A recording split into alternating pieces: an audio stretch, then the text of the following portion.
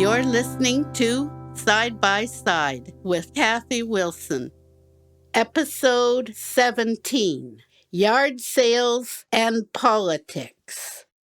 Can't you just picture her? Tail erect, pace just short of a gallop, and her heart filled with confident anticipation. This was Saturday, and Hickory loved Saturdays. Why? Because we checked out the Merritt garage sales on Saturday. This meant lots of walking and finding. I discovered that my partner was very good at locating things. This is something that isn't easy for me, so of course, with this sort of escapade, Hickory was pretty much in charge.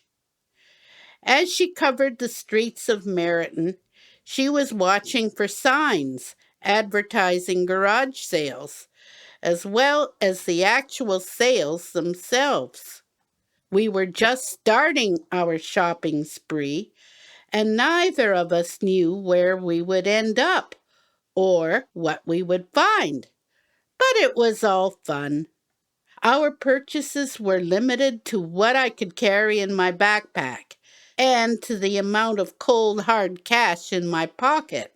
Hickory liked especially the driveway boutiques that featured stuffed animals among their merchandise. She had no concept of what an item cost, and as far as she was concerned, if she wanted it, then I had to get it. With stuffies, this was seldom a problem. No one charged a lot for a used teddy bear. It was barely 9 in the morning and still cool, but the day was showing promise of getting much warmer. I hoped that we could finish our shopping day before the sun took the pleasure out of our foray. Perhaps Hickory was enjoying life just a bit too much, but for whatever the reason, her arch nemesis dropped out of a tree only a few feet in front of us. This particular squirrel, which I christened Fred, for all I know it might have been a Frederica, was in the habit of zigzagging a few feet in front of us as we walked along. When Hickory is walking, she is not allowed to be distracted by squirrels or anything else. How Fred knew is a mystery to me, but this seemed to be the case. Slow down, Hickory. This is not a marathon. Ignore Fred and he will bother someone else. This was easy to understand why Hickory wanted to double our pace and put Fred in emergency, or better yet, 6 feet under. But this was a shopping morning and not a time for big game hunting. Even though I could not see Fred, I knew where he was just by observing where Hickory was looking. Low growls of complaint issued from her throat. No doubt she was wishing Fred a one-way trip to Hades. Just let that wretched squirrel come a bit closer, and I will make him sorry he ever got up this morning. Crazy Cat will have a new ornament for her hat. Either Fred got overconfident or underestimated Hickory's grabbing abilities, but the next instant Fred found his tail trapped in my partner's jaws. "Hickory, let him go! Drop it!" My voice carried the sound of authority. It must be done, and done now. Never was a command carried out with greater reluctance.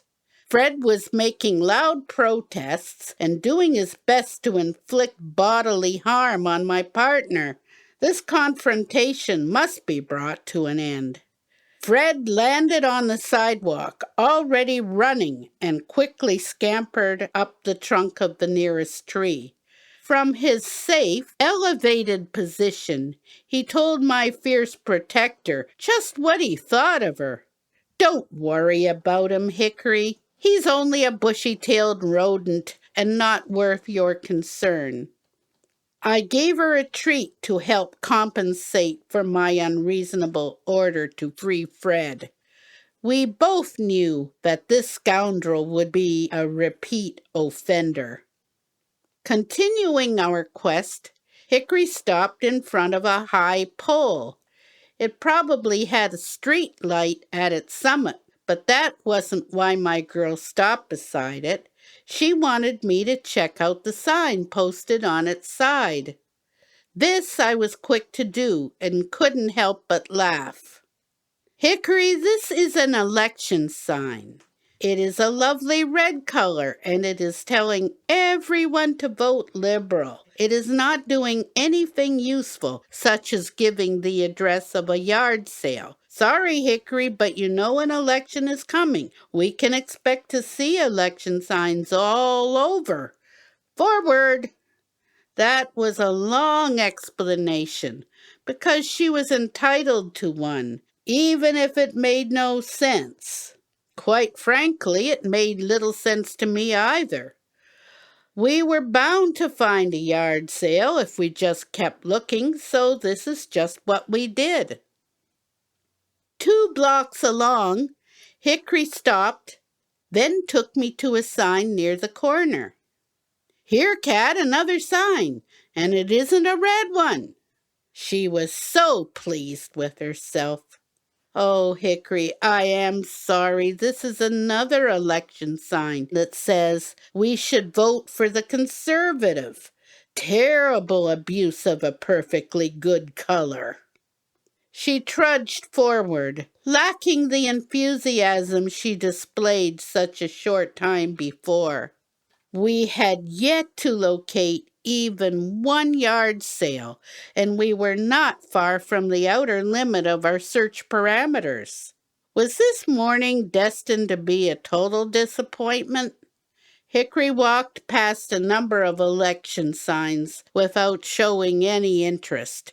She had understood that these were of no use, and I was impressed with how quickly she had understood the sign problem. Then Hickory took me to a series of signs done in orange. Once again she looked at me with hope. This had to be a good sign. She wagged her tail, and I just couldn't give her the bad news once again. Well done, Hickory. An orange sign is just the thing. We'll be at a yard sale before you know it. Good girl. Well, I know it was another political sign, but Hickory needed to feel good about things, and that was more important than being completely accurate. At the next intersection, I gave Hickory a right command to set us back on our homeward route. We could still find a sale. It was a long way back. We traveled several blocks and Hickory suddenly made a sharp left. Wonderful! A yard sale at last! Tables were set up along the driveway and I started to check out the stock available. I did not need the antique meat grinder, the coffee maker, or the set of dishes with 2 plates missing. Hickory did not find any teddy bears. Moving on once again, still hoping for a magnificent find, Hickory wanted me to cross the street. So this is what we did. At the next corner, fantastic! Hickory spotted a large display of tables, blankets, and benches, all serving as display counters. My goodness, look at it all! You are bound to find your teddy bear here, Hickory. I didn't need a set of tires. How would I get them in my backpack? There was a nifty can opener and a set of Corningware. Blast and bother, I didn't need anything here either. But Hickory was certain that she had caught the brass ring. There sat the prettiest white teddy bear, the same shade of white as Hickory. This lovely bear wore a frilly pink skirt, and there was no doubt that Hickory wanted this bear for her very own. The gentleman beside me was checking out a set of wrenches, but was just as interested in Hickory. Your dog seems to like that stuffed animal. He was smiling as Hickory's gaze was glued to this pink-clad teddy. Yes, she certainly likes it. I'll go ask the price. The woman running the garage sale was standing nearby and was quick to answer my question. It costs $15. That's a collector bear, you know. Oh, crap in a teacup. I only brought $10 with me. I wondered if I could bargain with her. It was pretty late in the morning, and she might consider lowering her price, but I doubted it. The gentleman had the set of wrenches in his hand and asked the price. She replied that they were $5. He gave the woman a $20 bill, and she reached into her cash box for his change, but he quickly stopped her. No, I am buying the collector bear too. I don't need any change. He picked up the bear and gave it to Hickory. She wagged her tail in total abandon. This kind stranger had made her day. I quickly thanked the man for his gift. I have been watching her work since you turned down Rockwood. She is an amazing dog. She really looks after you. She doesn't care for the election candidates, I notice. That's true. Hickory knows she hasn't got a vote.